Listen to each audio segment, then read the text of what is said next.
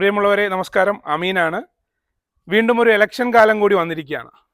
ഒരുപാട് ചരിത്ര പോരാട്ടങ്ങൾക്ക് സാക്ഷ്യം വഹിച്ചിട്ടുള്ള ആറ്റിങ്ങൽ പാർലമെന്റ് മണ്ഡലത്തിൽ ഇക്കുറി ആര് വാഴും ആര് വീഴും.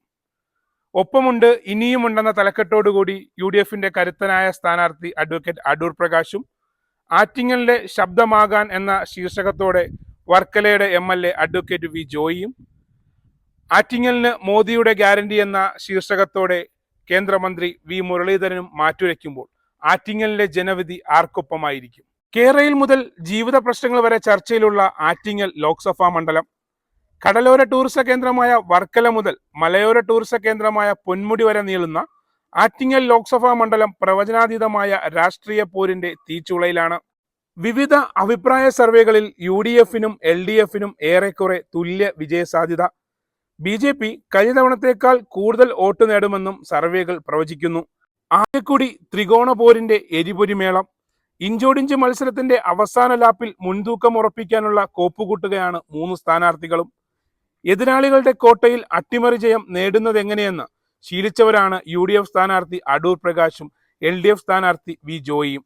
വോട്ട് പിടിക്കുന്ന കാര്യത്തിൽ കേന്ദ്രമന്ത്രി വി മുരളീധരനും ഒട്ടും പിറകിലല്ല. ദേശീയ സംസ്ഥാന പാതകൾ കടന്നു പോകുന്നതൊഴിച്ചാൽ തൊട്ടടുത്ത തിരുവനന്തപുരം മണ്ഡലവുമായി തട്ടിച്ചു നോക്കുമ്പോൾ ഒരു ഗ്രാമീണ മണ്ഡലമാണ് ആറ്റിങ്ങൽ. അതുകൊണ്ട് തന്നെ ഈ തെരഞ്ഞെടുപ്പിൽ ഏറെ ചർച്ചയാകുന്നതും ഇടത്തരക്കാരുടെയും അടിസ്ഥാന വർഗത്തിന്റെയും ജീവിത പ്രശ്നങ്ങളും പ്രാദേശിക വികസനവും തന്നെയാണ്. പെൻഷൻ മുടങ്ങുന്നതും റേഷൻ സംവിധാനത്തിലെ പ്രശ്നങ്ങളും ആവശ്യ സാധന വിലക്കയറ്റവും കാർഷിക വില തകർച്ചയും വന്യജീവി ശല്യവും പൊതുവായ ജീവൽ പ്രശ്നമാണ്. തൊഴിലാളികളും കർഷകരും ഏറെയുള്ള മണ്ഡലം ഇടതുപക്ഷ സ്വഭാവം നിലനിർത്തുന്നു എന്നതാണ് ഇടതുമുന്നണിയുടെ പ്രതീക്ഷകളുടെ കരുത്ത്. പക്ഷെ അത് തകർക്കാനാകാത്ത കോട്ടയല്ലെന്ന് UDF പലതവണ തെളിയിച്ചിട്ടുമുണ്ട്. കഴിഞ്ഞ തവണ അത് വീണ്ടും തെളിയിച്ച അടൂർ പ്രകാശ് തന്നെ മണ്ഡലമറിഞ്ഞ് വീണ്ടും കളത്തിലുണ്ട് എന്നതാണ് UDFന്റെ ഏറ്റവും വലിയ പ്രതീക്ഷ. തദ്ദേശ തെരഞ്ഞെടുപ്പിലെല്ലാം തന്നെ LDFന് മുൻതൂക്കമുണ്ടായിരുന്നതുകൊണ്ട് ഇത്തവണ ആ കോട്ട തിരിച്ചു പിടിക്കുമെന്ന ദൃഢനിശ്ചയവുമായാണ് അഡ്വക്കേറ്റ് ജോയിയും കളത്തിലുള്ളത്.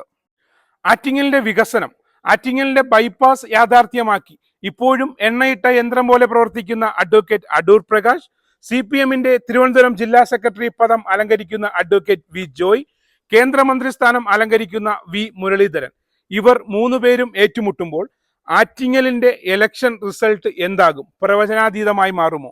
എന്താണ് നിങ്ങളുടെ അഭിപ്രായം? കമന്റായി രേഖപ്പെടുത്തുക. ക്യാമറാമാൻ അക്ബറിനൊപ്പം അമീൻ തഹ വ്ലോഗ് സൈനിങ് ഓഫ്.